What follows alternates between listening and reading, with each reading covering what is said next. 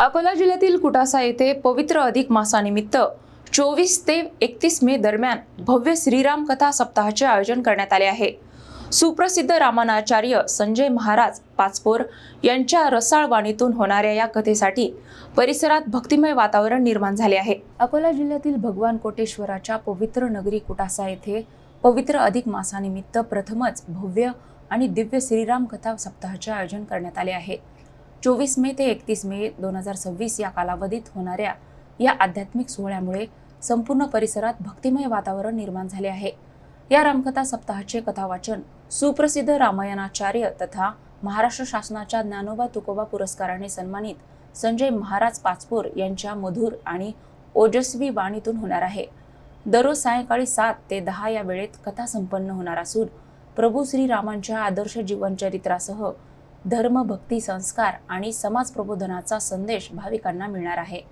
या कार्यक्रमासाठी रोहनखेड मार्गालगतच्या शेत परिसरात भव्य मंडप उभारण्याचे काम युद्ध पातळीवरून सुरू असून भाविकांसाठी आसन व्यवस्था, प्रकाश व्यवस्था, पिण्याच्या पाण्याची सुविधा तसेच भोजन व्यवस्थेचीही तयारी करण्यात येत आहे।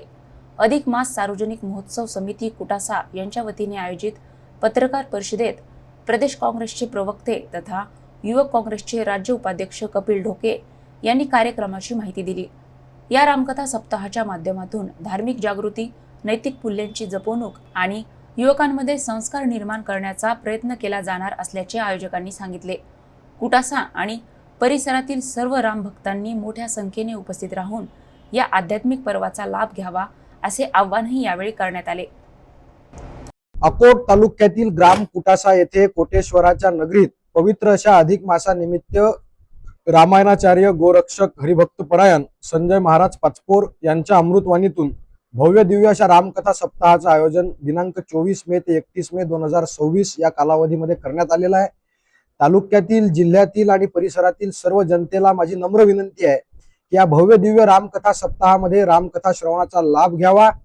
कुटासा येथे अधिक मास महोत्सव समितीच्या वतीनं या सोहळ्याची भव्य दिव्य अशी जय्यत तयारी करण्यात आलेली आहे। हजारो लोक बसतील अशा पद्धतीची व्यवस्था आहे।